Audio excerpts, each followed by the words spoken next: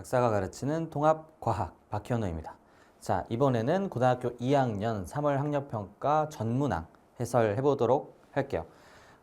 일단 여러 가지 내용들을 쭉 볼 건데 좀 쉬운 내용들은 가볍게 넘어갈 거고, 그 다음에 좀 어렵다 혹은 좀 심도 있게 출제하신 것 같다 하는 내용들은 좀 깊게 한번 보도록 하겠습니다.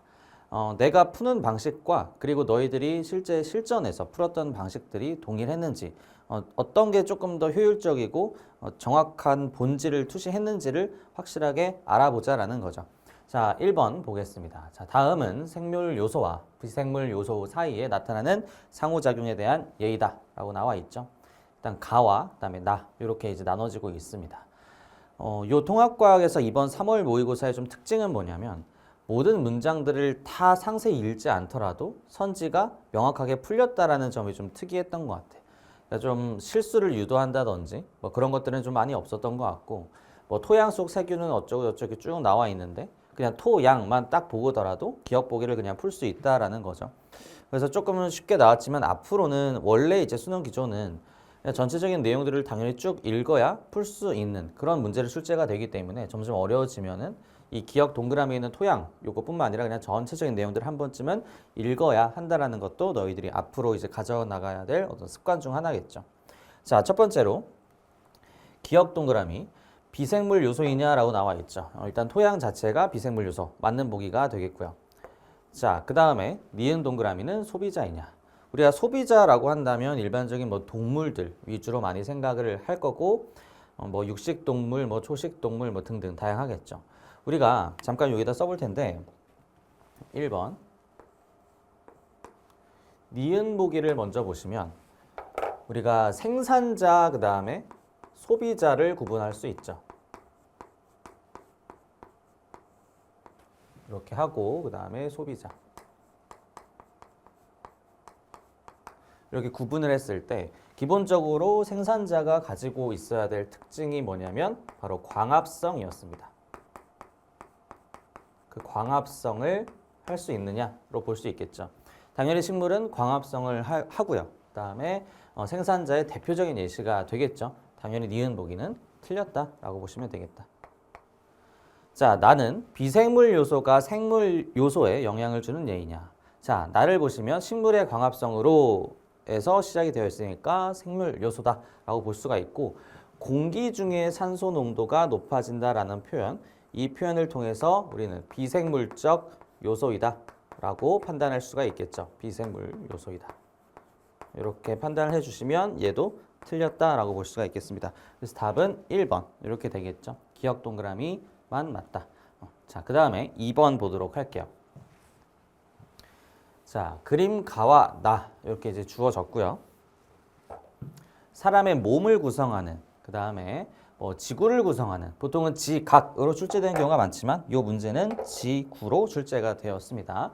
그래서 지구라고 했을 때 질량비에 대한 대소관계를 비교할 수 있고, 가장 질량비가 크게 존재하는 게 당연히 철로 존재한다라는 거 우리 많이 공부했었습니다. 자, 나머지 쭉 볼게요. 그 다음에 나 이런 것들 다 볼 수 있죠. 순서 없이 나타냈다고 볼 수 있지만 사실은 산소가 1등이고 그 다음에 지구 같은 경우에는 철이 1등이니까 구분하기는 굉장히 쉬웠습니다. 그렇죠? 이렇게 볼 수가 있겠고, 자, 그림 가는 사람의 몸을 구성하는 원소의 질량비냐, 사람에 대한 것이냐, 당연히 맞는 보기가 될 것이고요. 그 다음에 A는 철이냐, 맞는 보기가 되겠죠. 사람의 몸과 지구를 구성하는 원소는 빅뱅 이후 38만 년 이내에 모두 생성되었다. 자, 요거 잠깐 짚고 넘어갈게요. 자, 2번 보기에 디귿, 요거 조금 중요했다.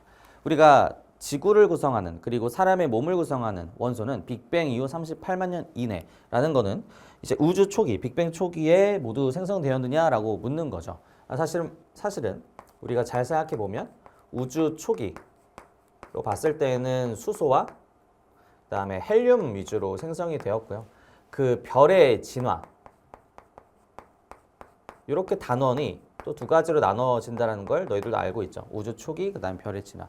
그랬을 때 수소, 헬륨을 넘어서서 그 이후까지, 그다음에 철, 그다음에 그 철보다도 무거운 원소.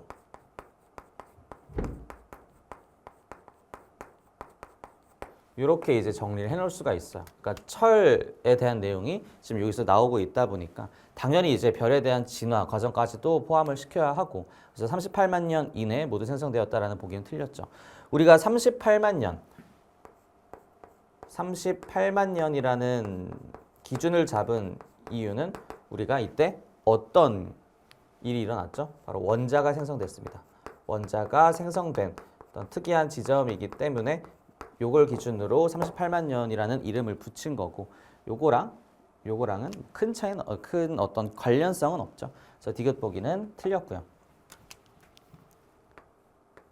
자, 기억, 그 다음에 니은 이렇게 되겠습니다. 자, 그 다음 넘어갈게요. 자, 3번. 요 문제도 마찬가지야. 학생 A가 있고 그 다음에 학생 B가 있는데 뭐 전체적인 내용들을 쭉 읽어야만 이 문제를 풀 수 있다는 아니었고요. 그냥 보기에서 나와 있는 대로 기억 동그라미에 대한 이야기, 니은 동그라미에 대한 이야기 정도만 판단하면 문제를 풀 때는 어렵지 않았다. 자, 기억 동그라미 보시면 기본량으로부터 유도된 양, 즉 기억 보기의 의미가 뭐죠? 자, 3번 보시면 기억 보기에서 의미하는 바 자체가 뭘까요? 바로 유도량에 대한 이야기냐라고 묻는 겁니다. 유도량이냐라고 묻는 거죠. 유도량. 자, 유도량이냐? 기억, 동그라미, 부피. 부피는 뭐죠? 부피는 당연히 유도량에 해당이 됩니다. 우리가 기본량으로 한 7가지를 배웠고 그 이외에 해당이 되는 것이죠. 부피에 대한 공식도 있겠고요. 그래서 기억은 기본량으로부터 유도된 양에 해당이 되느냐? 당연히 유도량이 맞습니다. 맞는 보기. 자, 니은 동그라미에서 분이라고 하는 건 미닛이죠. 우리가 기본량으로 정의를 했을 때, 그러니까 우리가 다시 한번 정리를 해보면, 요거는 그래도 상세히 볼 필요는 있을 것 같아요. 문제는 쉬웠지만은 우리가 과학의 기초라는 단원에서 그래도 몇 없는 기출 중에 하나로 존재하는 거니까. 그래서 기본량 중에 우리는 총 7가지가 있었는데 그 중에 대표적으로 시간이라고 하는 팩터가 있었죠. 시간이라고 하는 팩터가 있었는데 우리는 이 시간 중에서의 기본 단위는 바로 세크를 기준으로 정의를 해놨다라는 거예요. 꼭 이것만을 사용해야 된다는 건 아니고 SI, 국제단위계에서 이야기하는 기본 단위는 바로 초라는 거죠. 근데 이제 우리가 분을 많이 쓰기는 쓰지만 SI에서 정의되는 기본 단위에 해당이 되는 것은 아니다. 물론 시간 자체가 기본량은 맞지만 기본 단위가 아니다라고 보셔야 되겠습니다. 자, 그래서 니은 보기 틀렸고요. 자, B는 물의 양을 어림하였다. B는 물의 양을 어림하였다. 어림이라는 말 자체에 대한 힌트를 여기서 찾으셔야 돼. 쭉 읽어보시면 결국에는 끝에 나오죠. 가늠하였어 라는 표현이 나옵니다. 자, 그러면 물의 양을 어림하였다 라는 표현 당연히 맞는 보기다. 그래서 답은 기억과 디귿. 그래서 3번 기준으로는 답이 3번이 되겠네요. 기억, 디귿. 문제 자체는 어렵지 않았지만은 니은 보기가 가지고 있는 의미, 그러니까 보통은 내신 틱한 문제들 혹은 전난이도 문제들 기준으로 봤을 때는 기본량과 유도량에 대한 구분 정도만 나왔다면 이제는 기본 단위에 대해서 정확하게 알고 있는지를 확인을 해야 됩니다.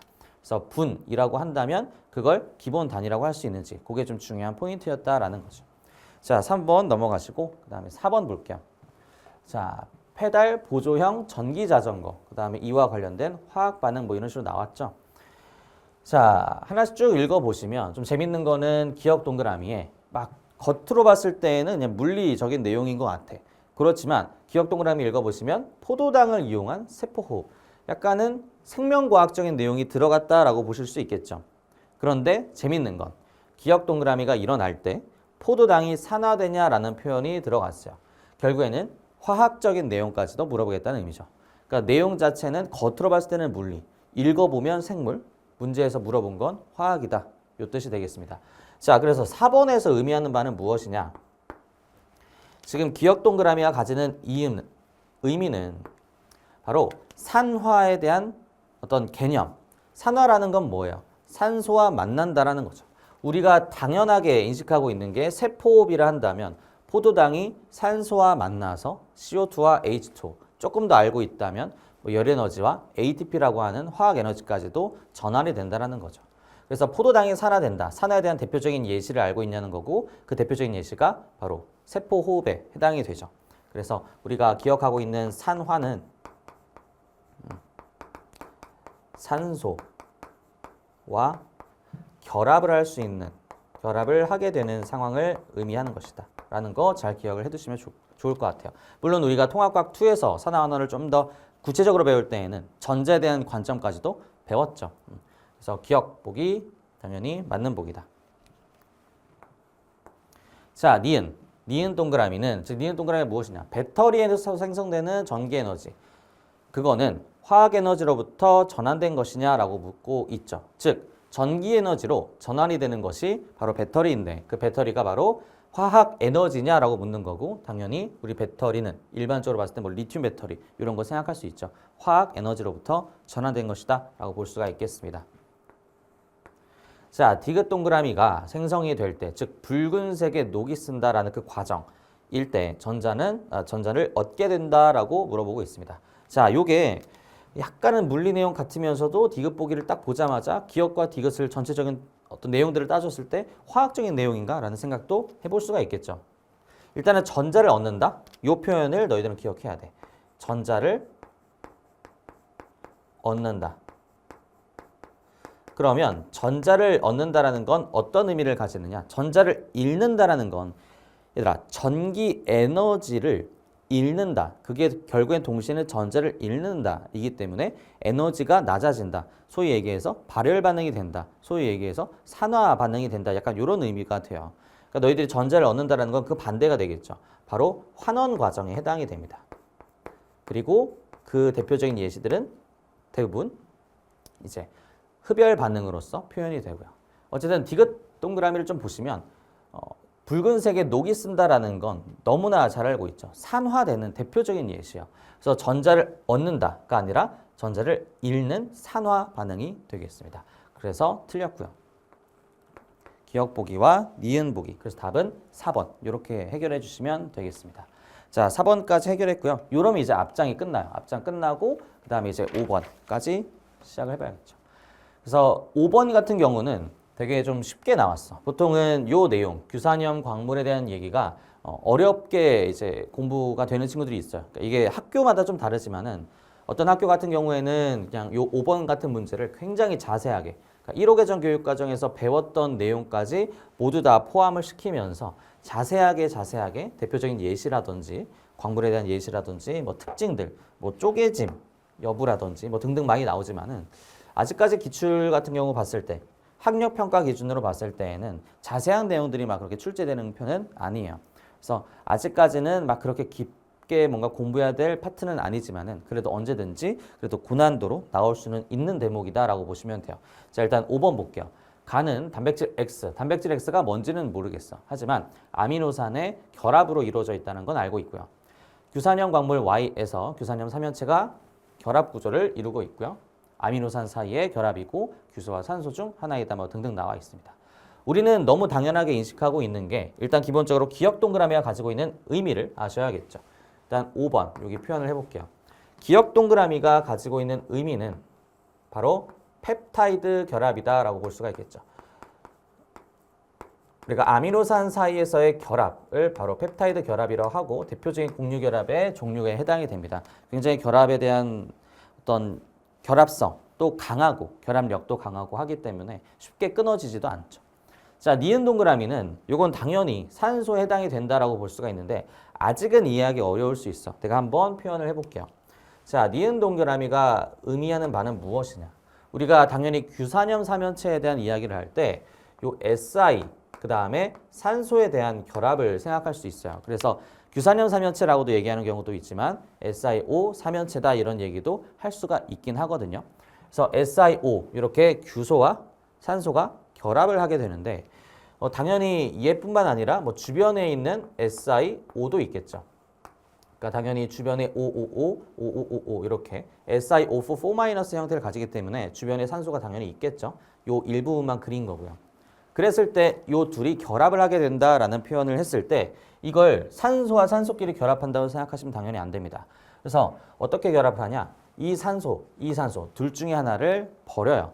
그래서 버리게 됩니다. 예를 들어서 이걸 버리게 되면 결국에는 얘가 얘와 결합을 하게 된다라는 걸 알게 됩니다. 그래서 결론적으로는 어떻게 되냐? 바로 SI, 그 다음에 얘가 결합을 하게 되니까 이렇게 이런 식으로 이제 결합을 하게 돼요. 근데 이 SI 기준으로 봤을 때 여기서 그럼 그림에서 표현이 되냐 그러면 그림에서 사실 표현이 안 된다는 걸 아셔야 돼.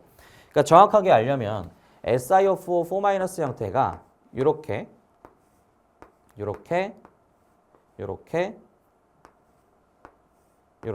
일종의 정사면체 구조를 이루고 있어요.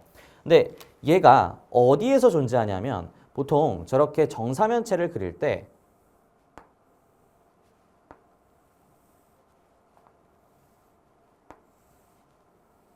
이렇게 존재합니다. 물론 약간 그림이 요 뒤에 있는 선들을 좀 입체적으로 표현을 하면 좋겠긴 하지만 잘 생각해 보시면 요 꼭지점에 해당하는 공간이 산소가 존재하는 것이고 그 안에 규소가 존재하는 것이기 때문에 이렇게 그림으로 표현됐을 때는 겉으로 규소가 안 보여요. 알겠죠? 그래서 규소라고 생각하시면 안 되고 요 끝에 해당하는 지점은 당연히 산소다라고 보셔야 되겠습니다. 자, 그래서 니은 동그라미는 뭐다? 산소다라는 거 기억해 두시면 좋을 것 같고요.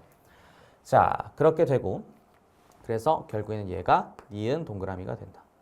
이렇게 표현해 줄게요. 자, 그 다음에 그래서 기억보기는 펩타이드 결합이다. 맞는 보기고요. 니은은 상수이다. 맞는 거고요. X와 Y는 각각 기본 단위체의 결합을 통해서 형성되냐. 이 단원에 대한 이름 그 자체가 되겠죠. 기본 단위체에 대해서 어떻게 존재하는지를 우리가 단백질, 뭐 아니면은 요 규산형 광물, 아니면은 우리가 뭐 핵산 이렇게 봤죠. 당연히 얘기가 맞아야 되는 거고요. 기억, 니은, 디귿 이렇게 이제 5번 해주시면 되겠습니다. 5번 난이도는 굉장히 낮았고 1.5점으로 해당이 되네요. 그러니까 난이도 자체도 낮았고 너희들도 거의 다 맞추지 않았을까 하는 생각이 들어요. 자, 기억, 니은, 디귿 보겠습니다. 요거는 그냥 바로 보셔도 되는데 이거 쓱 보고 그냥 바로 기억, 니은, 디귿 푸셔도 돼요. 근데 이제 내용 쪽 보시면 어쨌든 양파, 그러니까 식물 세포를 좀 이용했다라는 걸 알 수가 있어요. 그랬을 때 이렇게 된다. 물이 빠져나간 거야. 세포 안에 있던 물이 빠져나간 거야. 소위 이거는 어떻게 얘기를 하죠? 원형질 분리다라는 표현을 쓰죠. 그래서 그 과정이 어떻게 일어나야 되냐면 여기다가 쓸게요. 여기다 쓸게.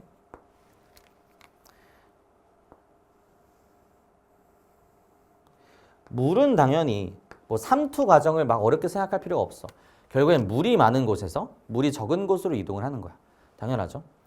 그래서 물의 관점에서의 농도를 파악해 보시면 물이 많은 곳, 그러니까 물의 농도가 진하다의 의미로도 볼 수 있는 거죠. 그래서 어떤 용액을 넣는지는 모르겠으나 물론 이 표현에서는 뭔가를 떨어뜨렸다라는 생각을 해주셔도 되는데 결국에는 문제의 본질은 똑같죠. 그래서 세포가 존재할 거야. 물론 정확하게는 세포벽이 존재를 같이 하는 식물세포의 경우에 해당이 되겠죠. 하지만 편의상 그냥 동그라미로 그릴게요. 그랬을 때 결국엔 물이 많은 곳에서 물이 적은 곳으로 간다는 건 이 과정을 봤을 때는 이 방향으로 간다는 뜻이야. 물이 많은 곳에서 물이 적은 곳. 그러면 여기에는 결국에는 물이 적었다라는 의미가 되는 것이죠. 이 뜻이 뭐야? 결국에는 물이 적었다라는 건 상대적으로 용질이 많았다라는 거니까 결국에는 고장액이 된다라는 표현도 생각해 볼 수가 있습니다. 그래서 대표적인 이 원리 자체를 우리는 원형질 분리다라는 표현을 씁니다. 그래서 원형질이라는 게 세포질 혹은 세포막에 대한 의미를 가지고 있기 때문에 이 세포벽과 세포막 사이에 구간이 벌어진다라는 의미에서 원형질 분리라는 표현을 쓰죠. 그래서 뭐 이제 이 과정을 원형질 분리라고 한다라는 건 사실 내신에서 되게 많이 나오는 포인트였긴 했습니다. 자, 기억보기 보시면 A를 떨어뜨린 양파 표피 조각에서 삼투가 일어났다. 당연히 삼투가 일어나죠. 삼투가 당연히 일어난다고 볼 수가 있고.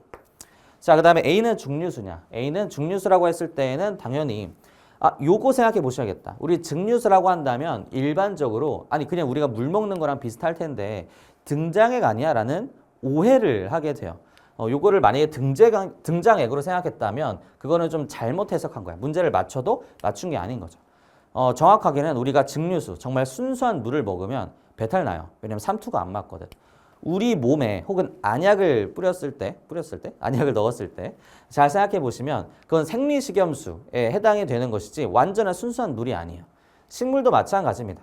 그냥 증류수는 등장액이 아니야. 알겠죠? 그냥 물이니까 순수하니까 너는 등장액이야. 기준이 돼. 이게 아니라 기본적으로 순수한 물은 당연히 저장액에 해당이 됩니다. 그래서 요거 혹시 몰랐다면 기억해 두셔야 돼요. 이제 니은 보기죠. 증류수라고 한다면 그거는 등장액이 아니라 저장액에 해당이 된다라는 거 기억해 두셔야 돼요.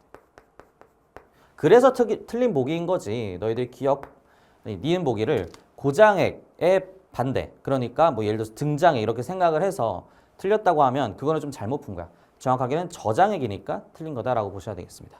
자, 그래서 니은 보기 틀렸고요. 세포막은 선택적 투과성이 있다. 뭐 이건 사실은 이 문제를 모르더라도 그냥 디귿 보기만 보고 풀 수가 있었습니다. 그래서 기억과 디귿 보기가 맞는 답은 3번 이렇게 되겠죠. 약간은 뭐 조금 생각할 법하다라고 해서 2점짜리로 출제하신 것 같습니다. 자, 그 다음 볼게요. 자, 아세트산 내용이 나왔고요. 아세트산이 식초인 거는 다들 알고 있을 거라고 생각해요. 많은 학생들이 아세트산에 대한 이해를 하기를 좀 어려워합니다. 왜냐하면 구조 자체가 화학식으로 CH3COOH가 나오는데 정확하게는 이게 시성식이라고 하는 COOH라고 하는 특별한 어떤 작용기를 따로 빼서 표현을 하다 보니까 좀 어색해요. 그래서 공부하기를 좀 어려워하는데 그냥 산의 일종이다라고 보시면 되겠습니다. 식초가 보통은 아세트산 한 5% 정도가 존재해요. 그래서 식초다라고 생각을 해줘도 괜찮을 것 같고요. 자, 문제에서 보시면 CH3COOH 수용액에 마그네슘을 넣으면 수소기체가 발생한다라는 거죠. 결국에는 이 뜻이 무엇이냐면 산과 마그네슘의 반응에는 수소기체가 발생한다라는 거죠. 이건 사실은 중학교 때에서부터 배웠던 내용이긴 합니다. 그래서 이 과정 자체가 마그네슘은 환원되냐라고 묻고 있죠. 자, 환원될까요? 환원될까? 그 생각 잘 해봐야 되는데 환원될까? 우리가 환원된다라는 의미 자체를 여러 가지로 생각할 수 있어요. 그러니까 예를 들어서 산소를 잃는다는 관점에서도 볼 수 있고 전자를 얻는다라는 관점에서도 볼 수 있어요. 그래서 기억 보기를 잠깐 보시면 7번은 좀 정확한 해석이 필요해요. 기억 보기 볼게요. 우리가 산소의 관점을 해석했을 땐 산소를 잃는 거야. 근데 반응식을 좀 생각해 보면 산소와 관련돼 있는 반응식은 아니에요. 이걸 좀 정확하게 반응식을 써줄게. 사실 문제 풀 때 반응식을 꼭 써야 되는 건 아닌데 그래도 이해를 돕기 위해 써줄게요. 아세트산이 있고요. 그 다음에 마그네슘이 있습니다. 이렇게 이제 둘이 반응을 하면 요거 정확히 아셔야겠죠? CH3COOH가 산이라고 부르는 이유는 바로 요 H 때문이야. 나머지는 그냥 같이 돌아다니는 것이기 때문에 이렇게 분리된다라고 보셔야 돼요. 그래서 이걸 좀 정확하게 해석을 하면 마그네슘에다가 사실은 CH3COO- 라고 하는 게 붙는 거예요. 그래서 CH3COO-가 1이다 보니까 이렇게 1대2의 비율로 존재를 하게 되는 것이고요.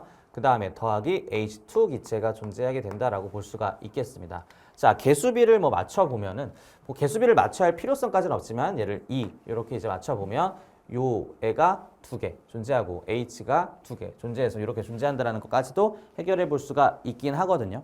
뭐 어찌됐건 기억 보기를 푸는 데에는 이걸 다 써야 되는 거는 당연히 아니고 일단 너희들이 알아야 될 거는 이 마그네슘과 CH3COO-에 대한 결합의 양상이 처음에 이렇게 2 플러스와 마이너스 1 사이에서의 결합이었다는 걸 너희들이 아셔야 돼. 즉 마그네슘이 어떻게 바뀌었다? 마그네슘 2 플러스로 바뀌었다는 의미에서 전자를 잃어버렸다라는 판단을 해주셔야겠죠. 자, 전자를 잃어버리시면 당연히 산화가 된다. 그런 관점에서 보셔야지 이걸 산소의 관점으로 보시면 안 돼요. 그래서 기억 보기는 전자를 잃어버렸기 때문에 당연히 산화에 해당이 된다. 그래서 기억 보기 틀렸고요. 실험 두 번째 거는 이것도 우리가 통합과학 2까지 좀 했고 이제 고등학교 2학년이 되는 과정이기 때문에 당연히 이산화탄소라는 건 어디서나 들었을 거야. 이걸 지구과학에서 배웠을 수도 있고 화학에서 배웠을 수도 있고 어디서나 많이 나오는 내용이기도 합니다. 그래서 이산화탄소가 되는 과정을 한번 표현해 보도록 할게요. 문제에서는 CH3COOH 수용액에라고 나와 있으니까 그걸 그대로 표현하겠습니다. CH3COOH 이렇게 표현을 하고 그 다음에 CaCO3를 넣었다 이렇게 이제 되어 있죠. CA도 결국에는 2 플러스로 존재하는 이가 양이온이기 때문에 위에서 반응한 것과 약간 유사한 특징이 있습니다. 어느 것이 유사하냐? 바로 CA에다가 바로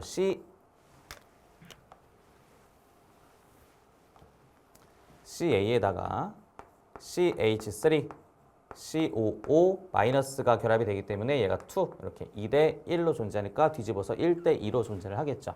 자, 그 다음에 나머지로 존재하는 게 뭐냐면 얘들아 어쨌든 CH3CO가 여기 존재를 하게 되고 그 다음에 CA 이렇게 존재하고 CO3와 H가 남았죠. 개수비를 미리 한번 생각해 보면 얘를 2개 썼기 때문에 얘를 2라고 표현해 보면 H 2개와 CO3 하나가 남게 되는 겁니다. H 두 개와 CO3 여기 잠깐 표현해 보면 H 플러스 결국엔 두 개과 그 다음에 CO3 2-가 이렇게 만나게 되면 결국에는 얘는 H2CO3가 된다는 걸 알 수가 있어요. 이걸 우리는 탄산이라고 합니다.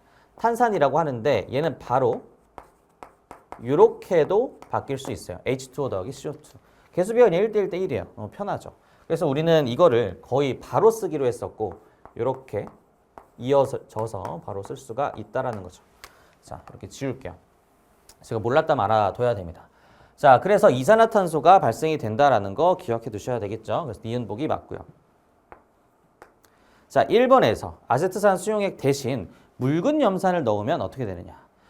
내가 요거 해설하기 전에 이제 내가 오프라인으로 만나고 있는 여러 가지가 이제 여러 친구들 한 학생의 이제 봤어요. 시험지를. 근데 요거를 되게 고민을 많이 한 흔적이 있더라고요. 근데 사실 고민할 필요가 없죠. 왜? 아세트산, 산, 묽은 염산, 산. 그러니까 여기 있는 CH3COO 그 다음에 여기는 Cl-. 요게 반응에서 영향이 하나도 없죠. 결국은 H 플러스가 반응을 하는 것이고 그로 인해 수소기체가 발생을 하는 것이기 때문에 당연히 기본적인 양상은 동일해야 됩니다. 그래서 발생을 하게 된다라고 볼 수가 있겠죠. 그래서 니은보기, 디귿보기 이렇게 이제 맞다라고 봐주시면 되겠다. 그래서 답은 4번, 7번이었고요. 자, 넘어갈게요. 자, 그 다음에 8번 간단합니다. 자, A의 집단의 부리에 대한 크기에 대한 변이가 있었냐 이런 식으로 바로 물어보고 있어요.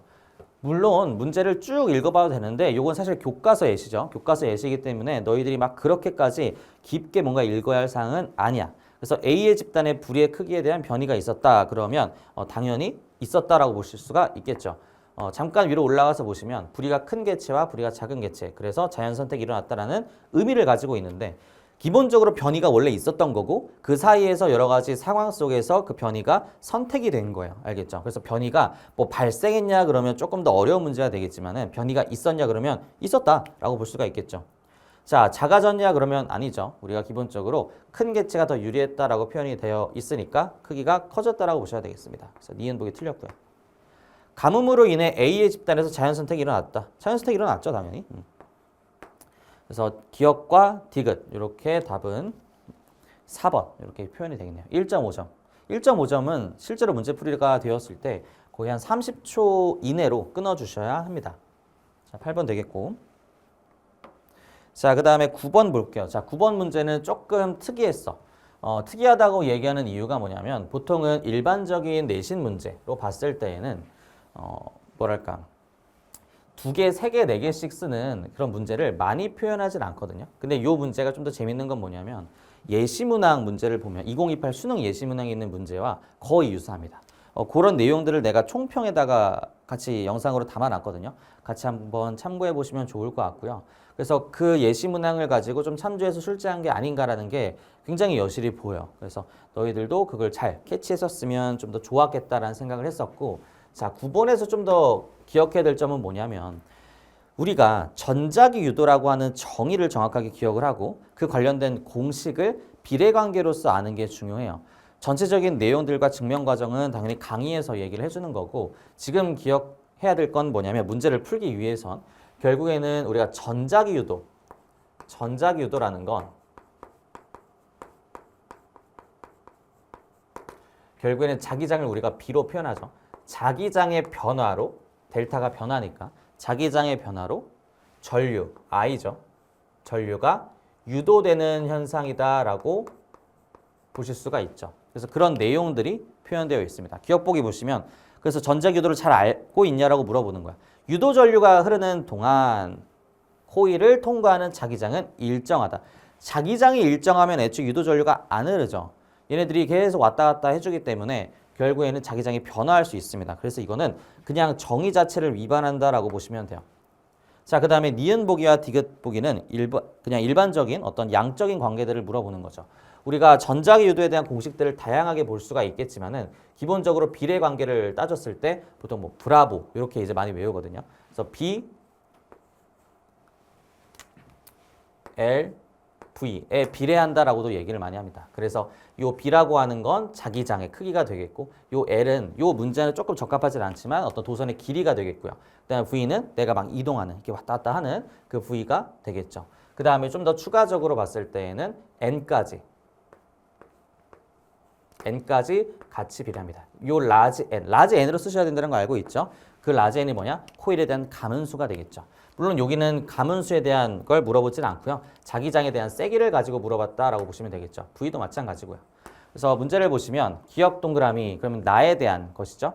자, 나에 대한 걸 봤을 때 I0, 2I0가 나왔다. 그러면 요 BLV 뿐만 아니라 N까지 같이 봤을 때 2배가 되는 지점이 존재했다라는 건데 자석을 똑같이 하나만 쓰고 있어요. 그러면 당연히 요 V가 2배가 됐다라고 볼 수가 있겠죠. 그래서 얘를 EV라고 표현할 수가 있는 거고. 자, 나 같은 경우 이렇게 되고 다 같은 경우는 V로 표현이 됐을 때 자석을 2개로 쓸 수 있으니까 자석 자체는 지금 2배, 그 다음에 속력은 똑같아. 그러면 가와 다 비교했을 때는 여전히 2배. 이렇게 볼 수가 있겠죠. 자, 그러면은 니은 보기 보겠습니다. V0보다, 그러니까 V보다 크냐라는 거. 당연히 맞는 보기가 되겠고요. 그 다음에 디귿은 2I0이기 때문에 틀렸다라고 보시면 되겠습니다. 그래서 답은 니은 보기가 맞다. 이렇게 답은 2번 해주시면 되겠죠. 그래서 이번에 문제를 풀었을 때 학생들의 이야기를 좀 들으면 뭐 난이도가 그렇게 높지 않았다는 이야기가 좀 대부분이었긴 했어요. 뭐 물론 이제 학생들마다 편차는 있겠지만은 일단은 아이들의 체감 난이도는 좀 그러했다라고 보시면 되겠고요. 그래서 1등급 컷도 지금 계속 바뀌고는 있는데 한 2개 정도에서 마무리되지 않을까 싶어요. 그래서 2개 정도 틀리는 거에서. 자, 10번 보겠습니다. 자, 그림 가는 태양에서 수소 원자핵 4개가 헬륨 원자핵 1개가 되는 수소 핵융합 반응을 나타낸 것이고 나는 태양에서 방출된 빛 에너지가 태양 전지에 도달하는 모습을 나타낸 것이다. 자, 보시면 태양 에너지는 수소 핵융합 반응에 의해서 생성이 되는 것이죠. 당연한 내용들이 나와 있습니다. 자, 수소 원자핵 4개의 질량의 합과 헬륨 원자핵 1개의 질량의 합이 같지 않기 때문에 질량 결손이 나는 거고 그 질량 결손에 의한 것이 에너지로서 방출이 됐던 거죠. 그래서 우리가 태양 에너지를 이제 느낄 수 있는 거고 당연히 이건 틀렸다라고 보시면 되겠다. 자, 나에서 태양 전지에 도달한 빛 에너지 중 일부가 전기 에너지로 전환이 되느냐. 자, 태양 에너지 아니라 태양 전지 기준으로 봤을 때 빛 에너지가 들어오고요. 그것들을 잘 활용을 해서 전기 에너지로 전환을 시키는 거기 때문에 D급 보기가 당연히 맞는 얘기다라고 나와 있어요. 그래서 전체적인 어떤 과정들에 대한 기전들도 물어볼 수가 있었겠지만 그러고 싶지 않았나 봐. 1.5점짜리이기도 하고 그래서 기억 보기, D급 보기 이렇게만 맞다라고 봐주시면 돼요. 그래서 답은 10번에는 3번 이렇게 되겠습니다. 자, 이런 쉬운 문제는 빠르게 넘어갈 거고 자, 11번 볼게요. 자, 11번도 막 그렇게 어려운 내용은 아니었어요. 우리가 뭐 사물 인터넷, 그다음 뭐 자율주행 이런 표현이 나오면 굉장히 좀 어렵게 생각하는 경우가 있는데 항상 문제에 대한 선지들을 보면은 결국에는 문제를 맞추게 내겠다는 의미가 좀 더 커요. 그래서 잘 보시면 기억 동그라미, 센서와 통신 기능이 내장되어 있다라는 거 잘 기억해 두시면 좋을 것 같아요. 자율주행 자동차, 당연히 이걸 보는 학생들은 대부분이 아니라 거의 99.9% 운전을 해본 경험이 없겠죠. 그럼 모르는 거 아니냐라는 생각이 들 수 있겠지만은 당연히 우리가 살아가면서 감각적으로 아는 거죠. 센서와 통신 기능이 자율주행 자동차에 존재한다는 것 알고 있고요. 교통사고 시 책임 소재가 불분명하다라는 거. 이거 뭐 뉴스를 봐도 뭐 유튜브를 보더라도 당연히 알아들을 수 있는 내용이죠.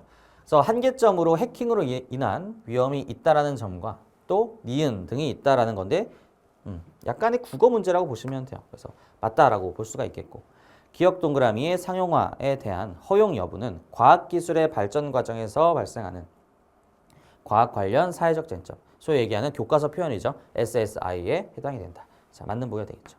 그래서 요 디귿 보기도 교과서를 제대로 읽었던 학생들은 반갑다 싶은 거고 교과서를 제대로 안 읽었다 하는 친구들은 저게 뭐지 싶은 거거든. 그러니까 너희들이 문제를 풀었을 때 디귿 보기를 보고 좀 더 이게 뭐지? 라는 생각이 들었다면 다시 그 교과서에 대한 복습, 개념서에 대한 복습이 이루어져야 한다는 걸 볼 수가 있겠죠. 그래서 내가 틀린 문제, 내용적인 것보다도 그 내용적인 걸 넘어서서 내가 어디서 놓쳤기 때문에 이 내용을 모르는 것인지도 다시 한번 생각을 해보셔야 된다는 겁니다.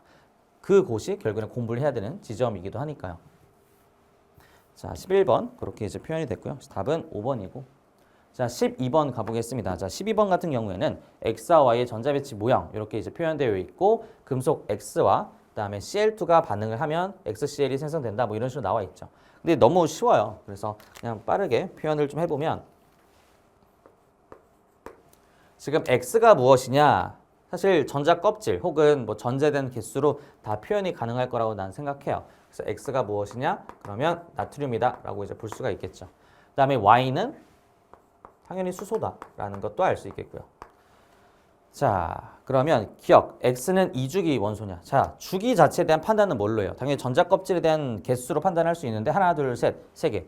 그러니까 당연히 3주기다라고 볼 수가 있습니다. 나트륨이기도 하고요. 그래서 틀렸다라고 볼 수가 있겠고, 자, XCl 그럼 뭐예요? 그냥 NaCl은 수용액에서 전기 전도성이 있냐? 자, 니은 보기 잘 봅시다. 우리가 고체일 때와 액체일 때와 뭐 기체일 때는 우리가 얘기를 안 하고요. 수용액일 때 잘 판단을 해보셔야 됩니다. 자, 고체일 때 전기 전도성이 있다 그러면 기본적으로 금속이에요. 그 다음에 C 한 다음에 흑연, 흑연 고체 이렇게 두 가지로 표현이 가능합니다.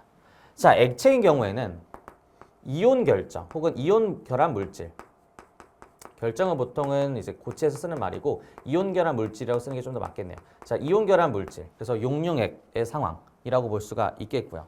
자, 그 다음에 수용액의 상황에는 마찬가지로 이온 결합 물질이 존재하고요.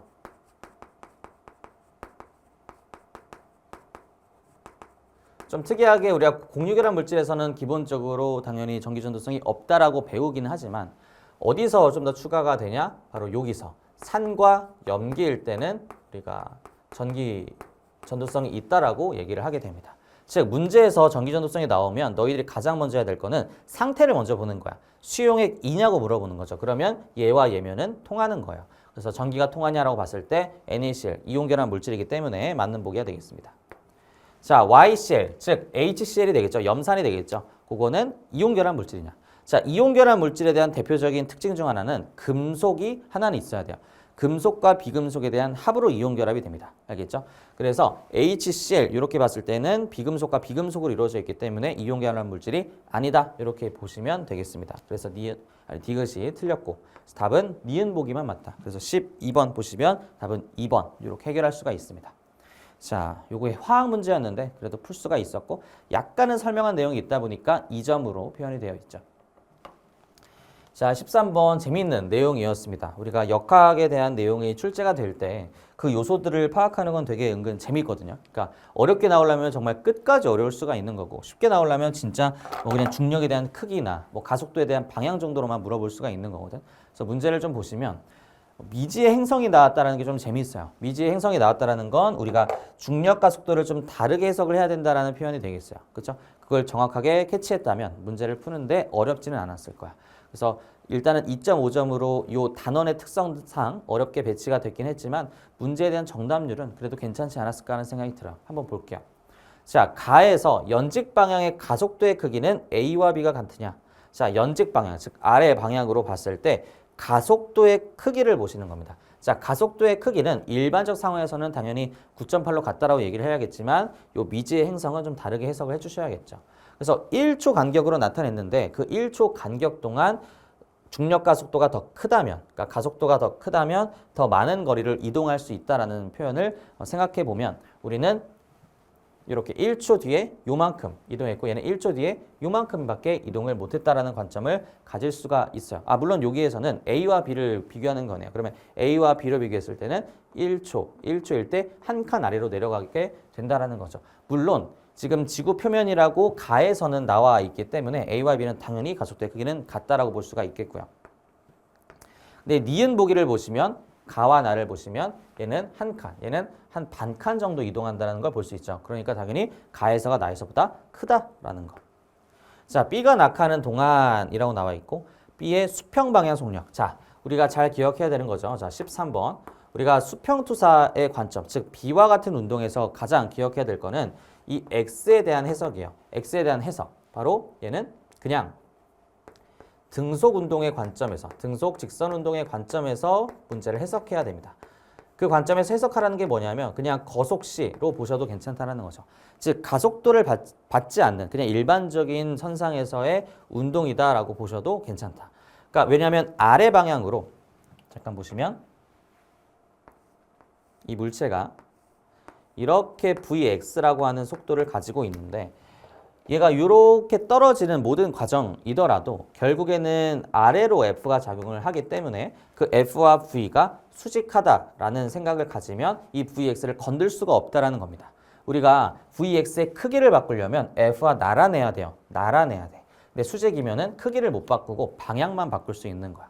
그래서 수평방향 속력은 가와 나에서 같으냐라고 물어보고 있죠. 일단 기본적인 상황에서 이 중력과 속도가 가와 나에서 다른데 그게 수평방향 속력에 영향을 안 준다는 걸 아셔야 되고 더군다나 뭘 알아야 되냐면 1초 뒤에 가는 거리가 같은지 오른쪽으로 한 칸, 오른쪽으로 한 칸 똑같기 때문에 이것도 같다라고 보실 수가 있겠습니다. 자, 그래서 13번의 답은 5번 이렇게 마련을 해주면 되는 것 같고 가와 나에 대한 비교뿐만 아니라 A와 B에 대한 비교까지도 같이 출제가 되고 있기 때문에 내용 자체는 조금 더 어렵게 출제는 됐다. 하지만 우리가 기본적으로 고등학교 1학년을 거쳐온 이상 이 정도의 난이도는 그래도 할 수 있지 않았을까라는 생각이 들어요. 자, 그 다음 보겠습니다. 자, 요거 간단했고요. 간단했는데 문제는 좀 재밌어. 재밌다라고 하는 포인트를 좀 알려줄게요. 자, 기억보기 보시면 삼엽충이 멸종했다. 요거 처음에 뭐지? 라는 생각이 들 거예요. 왜냐하면 물론 여기 표현이 안 돼 있긴 하지만 뭐 얘일 수도 있고 뭐 얘일 수도 있고 당연히 고생들하고 뭐 생각을 했을 것 같기는 한데 근데 삼엽충이 멸종했다라는 표현이 기억 동그라미에서 나오다 보니까 고생돼서 좀 살다가 죽었나? 라는 생각이 또 들 수도 있어요. 그래서 약간 이것들을 약간 보류했을 가능성이 좀 크다라고 나는 생각을 해요. 물론 정확하게 이제 공부했다면 당연히 틀린 보기로 생각해 주는 게 맞기는 하지만 이제 공부한 지 좀 오래됐다면 기억이 안 날 수는 있죠. 그래서 그거는 이제 보류했을 것이다라고 약간 실전적으로는 생각을 했을 것 같고 니은에서 나는 니은 동그라미에 대륙분포이다라고 나와 있는데 여기 이제 판게아가 형성된 걸 볼 수가 있죠. 판게아 형성은 당연히 고생대 말기라고 볼 수가 있어서 맞는 보기가 되겠고요. 자, 대멸종 이후 해양생물의 다양성. 해양생물은 지금 Y 좌표에 해당이 되고 그게 점차 증가를 하게 되죠. 지속적으로 감소하였다. 자, 지속적이라고 하는 말 자체가 꾸준히 증가해야 되는지 아니면 대체적으로 증가해야 되는지에 대한 뭐 어떤 고민이 될 수는 있지만 일단 기본적으로 봤을 때 증가를 하는 것이지 감소하는 건 아니죠. 그래서 당연히 디귿 보기는 틀렸고요. 요 디귿 보기 요거 있잖아. 요 내용은 사실은 고등학교 2학년 3월 모의고사에 한번 출제된 적이 있습니다. 그래서 요 선지도 잘 보시고요. 그래서 답은 니은 보기 하나 맞다. 이게 기억 보기와 니은 보기가 다 맞을 수 있지 않느냐라고 생각했던 학생은 기억 니은이 없다라는 걸 보고 안심을 했을 거야. 아, 어쨌든 틀렸구나. 니은이 맞구나라고 볼 수가 있겠죠.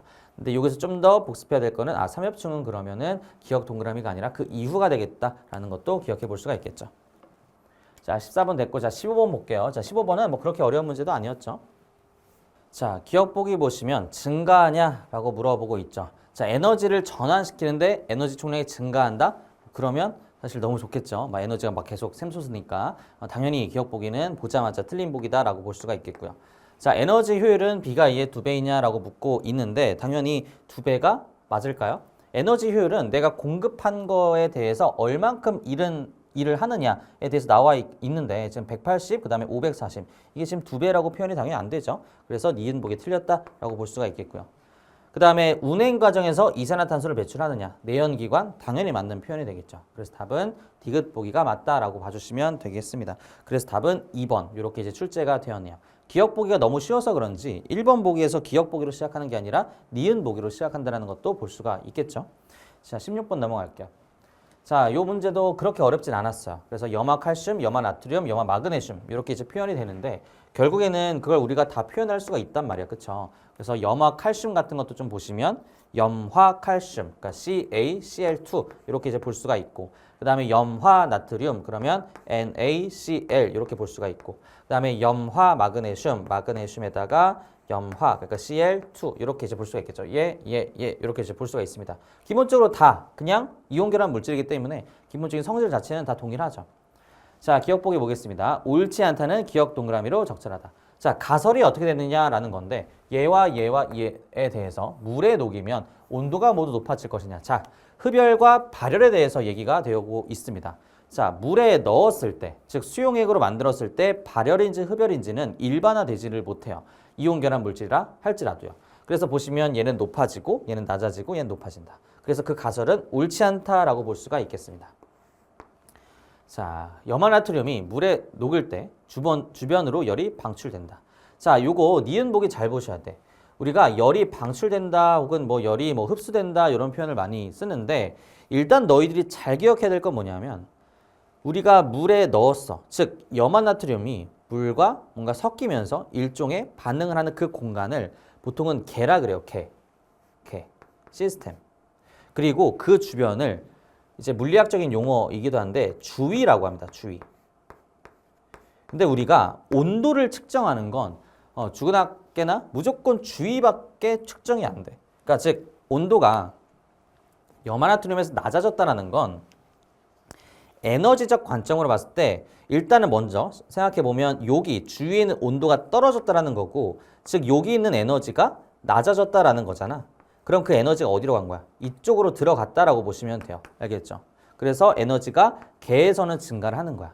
그러면 지금 개의 입장에서 즉 반응을 하는 주체 입장에서는 요거는 무슨 반응이 될까요? 바로 흡열 반응이 된다라고 보시면 돼요. 그래서 발열 반응은 발생한다 열이 그래서 밖으로 방출된다라고 볼 수가 있는 거고 낮아진다 온도가 낮아진다라는 건 여기 있는 에너지가 안쪽으로 들어가다 보니까 주체자인 얘 입장에서는 에너지가 흡수된다는 의미에서 흡열 반응이라고 얘기를 하는 거예요. 그래서 열을 방출한다 그러면 당연히 틀린 보기다라고 볼 수가 있겠고요.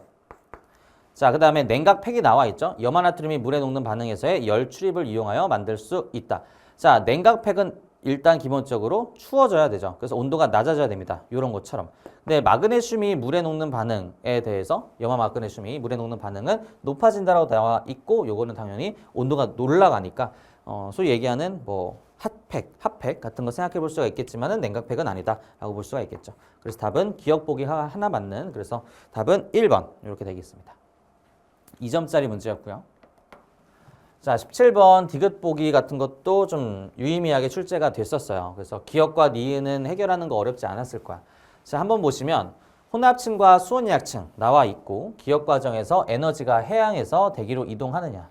자, 잘 보자. 기본적으로 물, 리퀴드, 그 다음에 여기가 가스, 기체예요. 그러면 얘가 위로 올라갈 때 에너지가 들어간다는 걸 볼 수가 있죠. 그렇죠? 그러니까 당연히 해양에서 대기로 이동한다라고 하는 거 맞게 되겠습니다.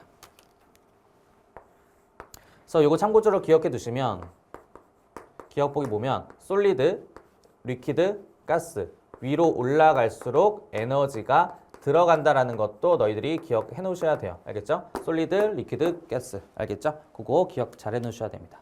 자, B 바로 수온 약층이죠.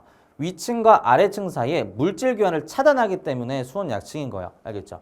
그래서 그 존재의 의미가 있기 때문에 심해층은 심해층대로 혼합층은 혼합층대로 존재할 수가 있는 겁니다. 물질 교환 당연히 차단되고요.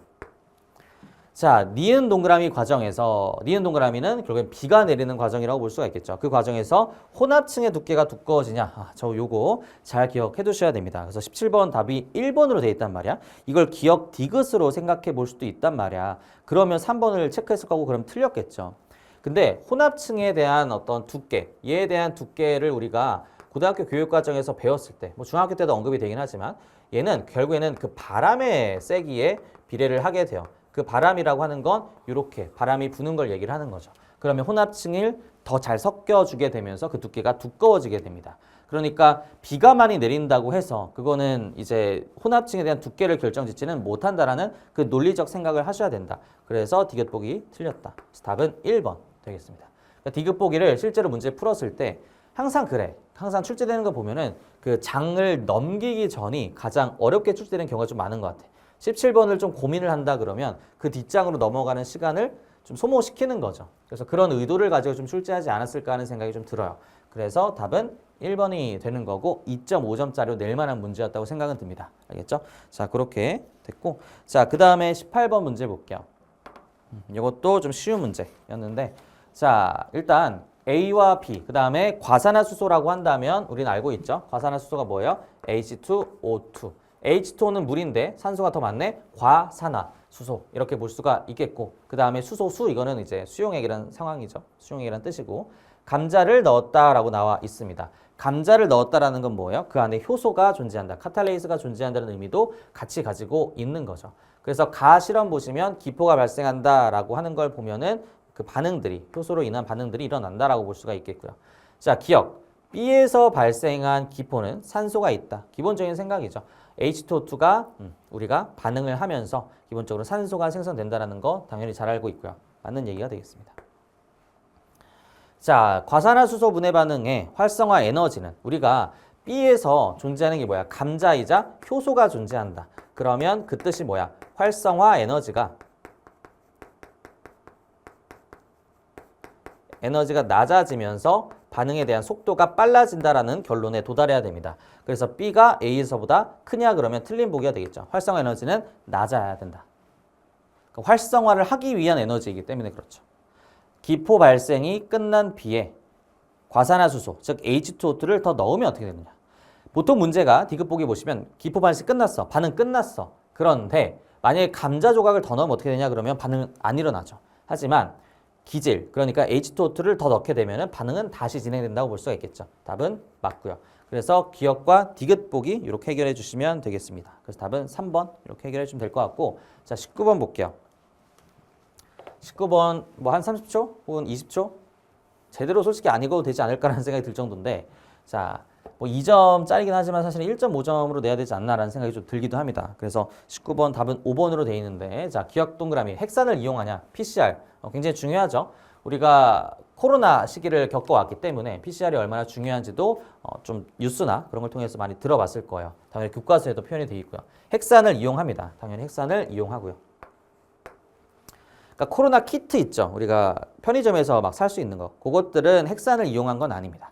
아닌데 단백질을 이용한 거고, 요 PCR 자체는 중합 효소라고 하는 그 DNA를 같이 중합을 해서 쭉 만드는 어떤 과정을 도와주는 애들이기 때문에 기본적으로 핵산을 이용한다라고 보시면 돼요.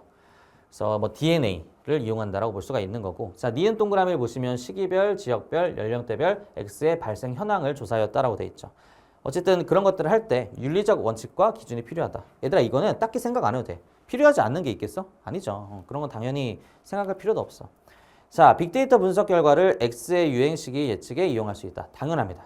요즘의 트렌드에 따라서 뭐 빅데이터가 뭐 이런 걸 해준다. 그럼 맞습니다. 이렇게 해주면 되는 거야. 그렇죠? 그래서 유행 시기의 예측에 이용될 수 있다라는 거 당연히 맞는 보기가 되겠다. 답은 5번. 보자마자 체크하고 넘어갈 수가 있었던 내용이다.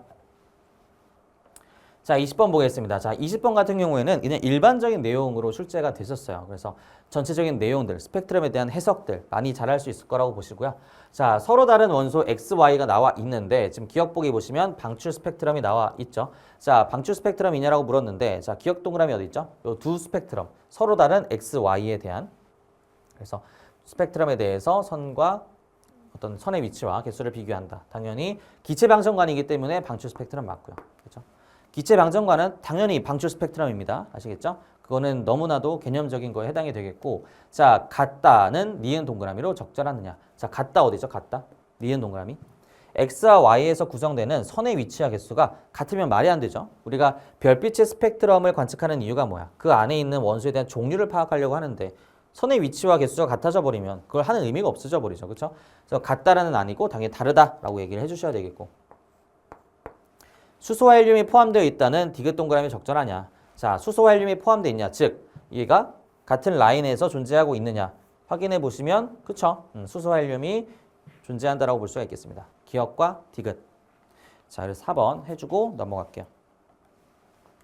스마트워치. 이게 고등학교 1학년 3월 모의고사에서도 스마트워치가 나왔어. 그래서 스마트워치를 좀 많이 강조하고 있구나라는 것도 이제 볼 수가 있어. 자, 스마트워치로 사용자의 신체 활동을 분석하여 정보를 산출할 수 있다. 통합과 공부를 안 해도 맞출 수 있지 않을까, 이건? 자, 스마트워치는 기억으로, 기억 동그라미, 규소보다 전류를 뭐 잘 흐르게 하는 어쩌고저쩌고 나와 있죠. 아날로그 신호를 감지하여, 요거죠. 센서로 아날로그 신호를 감지하여 디지털 신호로 변화된다. 당연히 센서에 대한 정의입니다. 센서는 두 가지 정의가 교과서에서 나와요. 하나는 아날로그 신호를 디지털 신호로 바꾼다. 혹은 아날로그 신호를 아날로그 전기 신호로 바꾼다. 둘 다 맞는 내용이 되겠고요. 니은 보기 맞습니다. 니은 동그라미는 순수한 반도체에 대한 불순물 첨가를 통해서 만들 수 있다. 우리가 도핑 과정이라고 얘기를 하죠.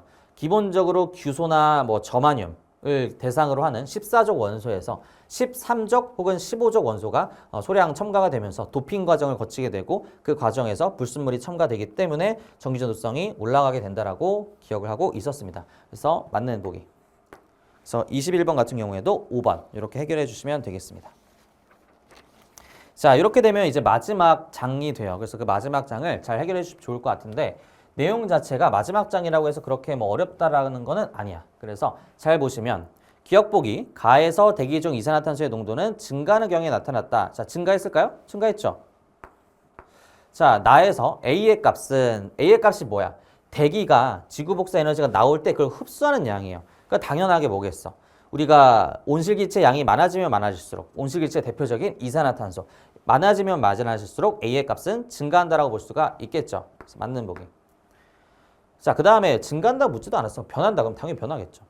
자, 2023년이 1990년보다 클 것이냐. 자, B의 값이 뭐예요? 기본적으로 얘가 나가는 양이 해당이 됩니다.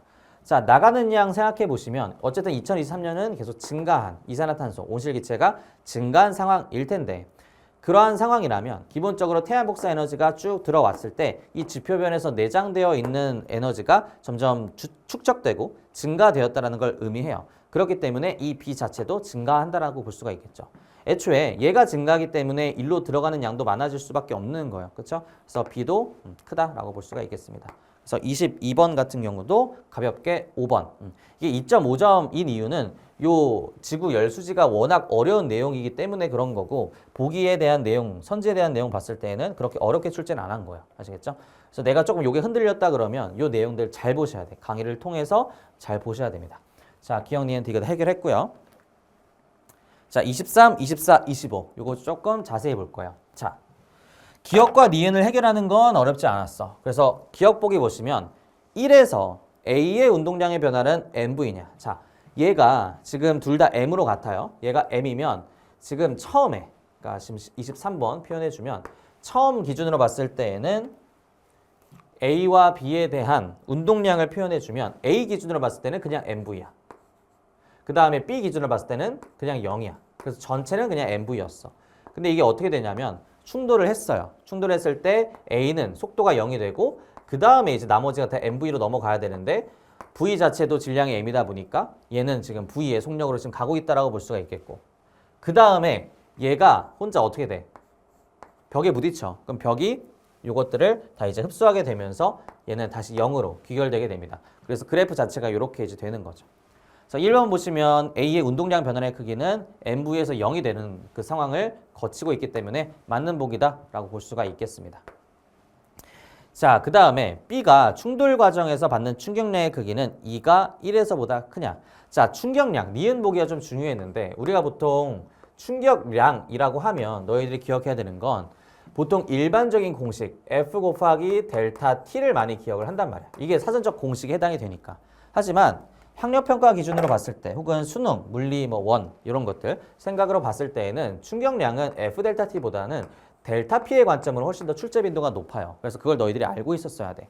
그래서 델타 P를 잠깐 보시면 운동량의 변화량의 의미를 나타내는 것이고 그랬을 때 운동량의 변화량은 0에서 V, V에서 0 결국엔 똑같죠. 그래서 B가 이렇게 지금 MV 값으로 존재를 하고 변화량이 그 다음에 여기도 MV 값으로 변화를 하다 보니까 그 델타의 값이 똑같아요. 그래서 2에서가 1에서부터 크다 그러면 당연히 틀린 보기 같다라고 얘기를 해주셔야 되겠습니다. 그래서 니은 보기에 틀렸고 자 마지막으로 디귿인데 디귿을 조금 더 재밌게 해석을 좀 했으면 좋겠어. 그냥 일반적인 풀이는 뭐냐면 니은 보기를 풀고 디귿 보기를 풀면 그냥 일반적으로 생각을 하게 돼. 봐봐.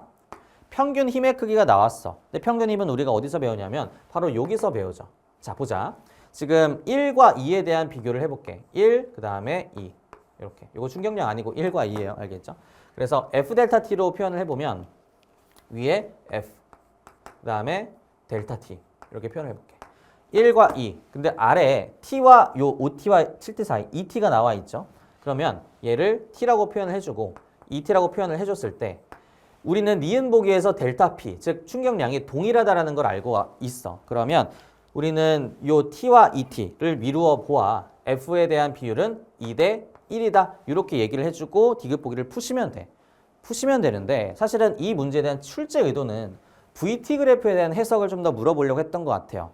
그래서 요 VT는 일반적 역학에서 많이 활용이 되고 중력장대 운동에서도 많이 보이는 그래프에 해당이 된단 말이야. 그렇죠? 그래서 요게 좀 어렵게 나왔을 때에는 좀 다른 방식으로도 접근할 수 있는 가능성이 있다라는 건데 그렇게 한번 생각해 볼래?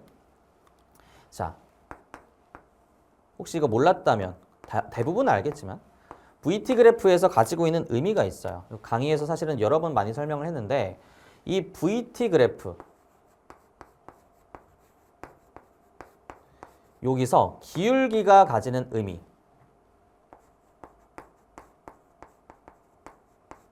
기울기가 가지는 의미는 바로 A에 해당이 됩니다. 가속도에 해당이 되죠. 왜? 공식 자체가 델타 T분의 델타 V 그러니까 X 증가량분의 Y 증가량에 해당이 되기 때문이죠. 자, 근데 우리는 평균 힘을 따졌을 때 F를 생각해봐. 그냥 F. 일반적 역학으로 F. 그럼 뭐예요? MA가 되겠죠. MA. 그러면 질량으로 따졌을 때는 그냥 B를 가지고 1과 2를 비교하는 거니까 B의 입장에서는 1을 비교하든 2를 비교하든 질량이 똑같으니까 얘는 그냥 상수 취급이 되는 거죠. 그냥 고정값이고. 자, 그 다음에 A 같은 경우 보시면은 얘가 바로 기울기에 해당이 된단 말이야. 그러면 평균 힘을 물어봤다면 평균 가속도를 물어본 거예요. 그래서 사실 요 T 나오고 V 나왔기 때문에 T와 V에 대한 요 기울기, 그 다음에 요 기울기가 2대 1, 기울기가 2대 1에 대한 차이를 나타낸다는 걸 바로 볼 수가 있어요. 그럼 기울기가 2대 1 차이, 즉 얘가 결국엔 뭐예요? 실험 1과 실험 2를 봤을 때 2대 1 차이가 난다는 걸 바로 볼 수가 있는 거야. 이렇게까지 너희들이 접근했다 하면 짱인 거야, 짱. 아시겠죠? 그래서 디귿 보기를 판단해 볼 수가 있다. 1에서가 2에서보다 크냐? 당연히 요걸 판단하든 요걸 판단하든 맞는 보기가 되겠습니다. 자, 그래서 맞다. 답은 기억 디귿 해주시면 좋을 것 같고요. 그래서 25번 같은 문제보다 23번이 조금 더 중요했다라고 나는 생각을 하고요. 24번도 어렵진 않았어. 어렵진 않았지만은 이게 코돈표 해석하는 게 좀 어려우면 처음에는 좀 헷갈릴 수가 있어요. 그래서 이거는 실수하지 않는 것이 제일 중요합니다. 자, 유전 정보의 흐름 나타냈고요. 코돈 나와 있습니다. 하나씩 잘 보셔야 돼. 자, 뭐 이런 표현 나와 있고 가와 나는 A, B, C, D 중에 하나다. 자, 한번 봐봐.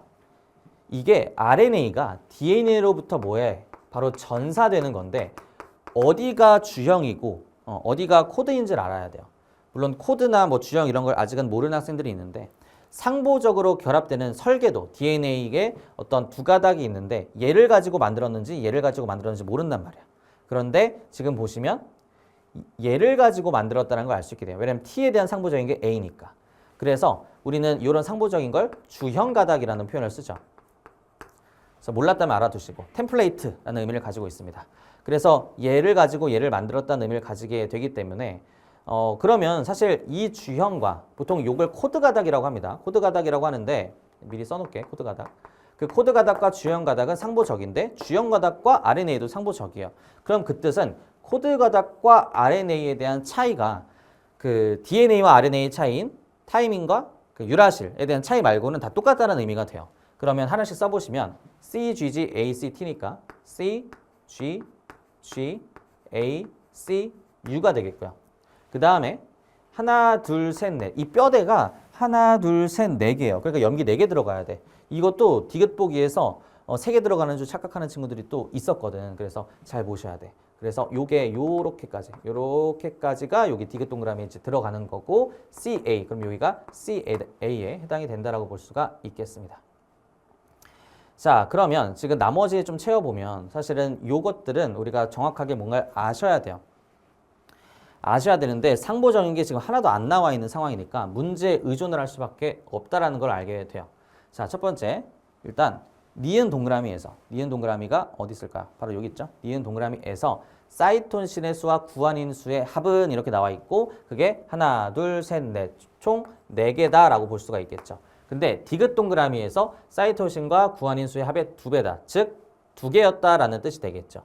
그럼 디귿 동그라미에서 들어가는 바로 사이토신과 구안인 수의 합을 생각해 보시면 바로 요 코돈표를 한번 생각해 봐. 요 코돈표를 한번 생각해 보시면 코돈은 당연히 RNA에 대한 염기서열을 나타낸 것이니까 C와 U가 하나씩 존재하는 거 한번 생각해 보세요. C와 U가 아니라 C와 G가 하나씩 존재하는 거 바로 뭐예요?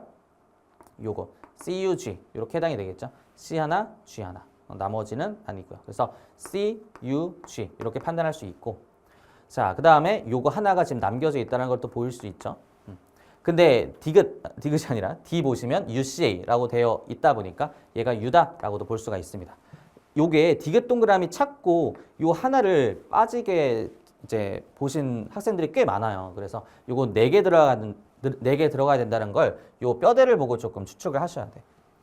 자, 기억보기 보시면 염기서열은 UCA이냐라고 물어봤죠. 지금 기억보기 어디 있죠?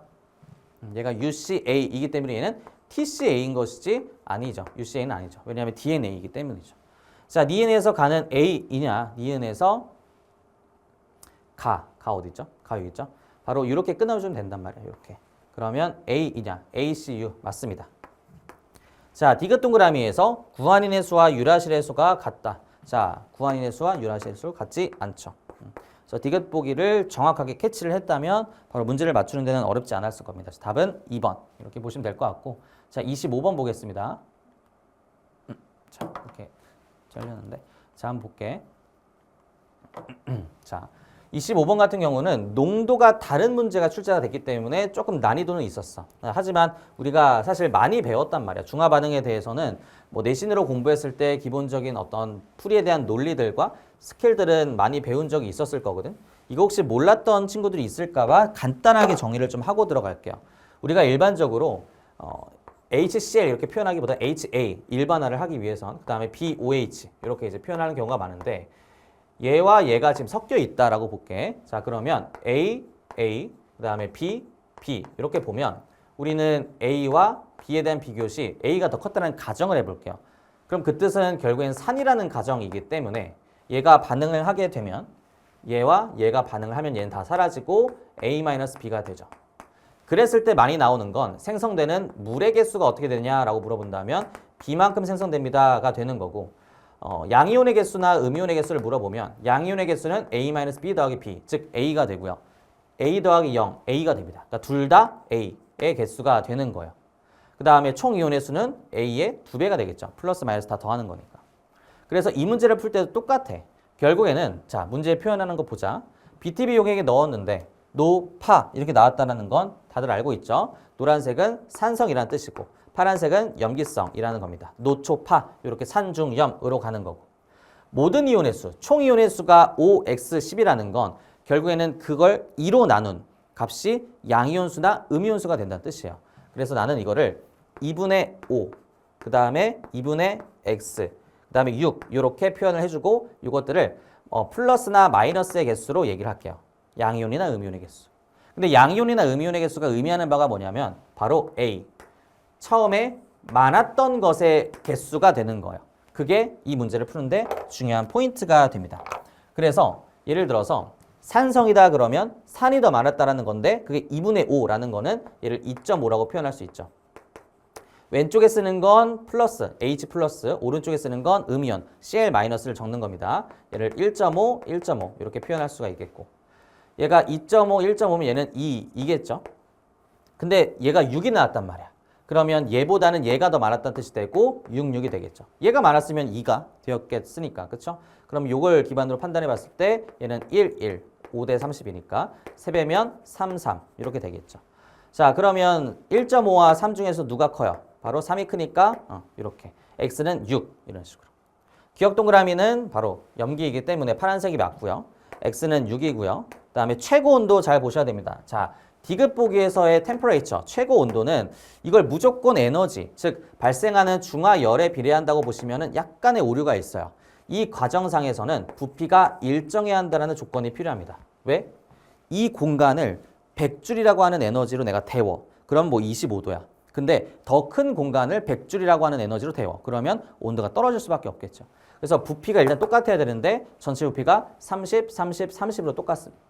똑같은 게 아니죠. 30, 30, 50으로 답니다. 가와 나끼리는 같고요. 그래서 문제로 봤을 때는 다가 나왔으면 조금 더 어려웠겠지만은 최고 온도 기준으로 구별했을 때 부피가 똑같이 가와 나에서 출제가 됐고, 그래서 그냥 온도가 에너지에 비례한다. 즉 결국에는 뭐에 비례한다? 반응의 양에 대한 것과 비례하게 된다라고 볼 수가 있겠죠. 그러면 가를 보시면 얘와 얘 중에 작은 것의 개수가 반응하는 양이 되는 거니까 1이 되고요. 얘는 1.5가 됩니다. 그래서 가가 나보다 높냐? 그러면 틀린 보기가 돼서 답은 1번. 반응량이라는 건 뭐냐면 B만큼 반응했잖아. 그렇죠? 그래서 결국에는 반응량이 결국에는 물에 생성된 물의 개수에 비례를 하게 된다라는 거. 알겠죠? 이 정도 혹시 몰랐으면 내신 공부했을 때 조금 힘들었을 거야. 이런 것들은 당연히 아셔야 되고 너희들도 충분히 훈련을 해주셔야겠죠. 자, 정확하게 복습해 주시고 내가 틀렸던 것, 그리고 너희들이 풀었던 것, 혹은 맞췄던 거라도 정확하게 효율적으로 풀었는지를 다시 한번 재점검해 보시기 바랍니다. 자, 강의 듣느라고 수고하셨습니다.